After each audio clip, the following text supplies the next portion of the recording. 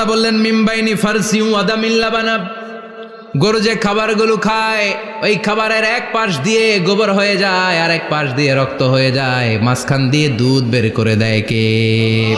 What a amazing mechanism of discharging milk from animals body. What a amazing mechanism. একদিক দিয়ে গোবর দুর্গন্ধ, আরেক দিক দিয়ে এই ঘাস খাওয়ার কারণে রক্ত হয়, মাঝখান দিয়ে দুধ বের হয়ে যায়। সুবহানাল্লাহ। আবার বাছুর ছাড়া দুধ পাওয়া যায় না।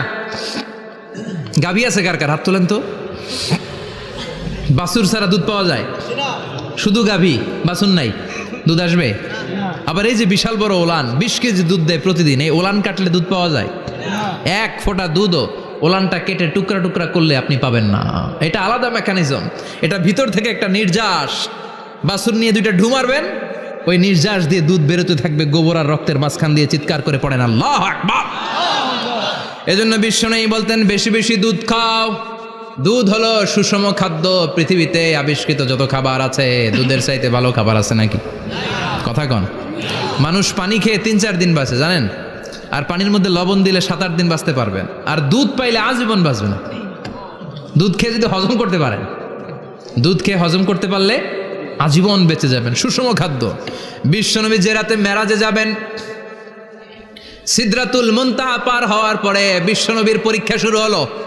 বিশ্বনবীকে বুখারীর বর্ণনা 3টা গ্লাস দেয়া হলো। কাদাহ ফিহি লাবান, এক গ্লাসের মধ্যে দুধ ছিল। ওয়া কাদাহ ফিহি আসাল, আর এক গ্লাসের মধ্যে ছিল মধু, আর এক গ্লাসের মধ্যে ছিল মদ। কাদাহুন ফিহি খামার। বিশ্বনবীকে 3টা গ্লাস দিয়ে বলা হলো নবী চুজ করেন কোনটা নেবেন। এক গ্লাসে মধু, আরেক গ্লাসে দুধ, আরেক গ্লাসের মধ্যে বিশ্বনবীকে দেয়া হলো মদ। বিশ্বনবী বললেন যে এই গ্লাসের ভেতরে দুধ আছে, আমি ওই পেয়ালাটা নিলাম। সাইয়েদনা জিব্রাইল বললেন ইয়া রাসূলুল্লাহ আখাস্তাল ফিতরা, আপনি যেমন নিছেনও তেমন। সুবহানাল্লাহ কইবেন না? বিশ্বনবী দুধ খেতে পছন্দ করতেন। আর বিশ্বনবী বলতেন আলাইকুম বি আলবানিল বাকার, বেশি বেশি গরুর দুধ খাবা। ফাইন্নাহা তুরাম্মু মিনাল আশজার, কেননা এটা সবুজ লতা পাতা ঘাস পাতার নির্যাস। গরু কি খায়? ঘাস খায় না? এই ঘাসের নির্যাস হচ্ছে দুধ। বিশ্বনবী বলতেন বেশি বেশি দুধ খাবা। ফিহি শিফা, এর মধ্যে শিফা আছে। ফি লাবানিহা শিফা ও লুহমিহা দা, গরুর দুধে আছে শিফা, গরুর গোশতের মধ্যে আছে রোগ। সুবহানাল্লাহ কোন। কত বড় ফিলোসোফার বিশ্বনবী। বিশ্বনবী বলে গিয়েছেন গরুর দুধ বেশি খাও, কিন্তু গোশ বেশি খাইও না।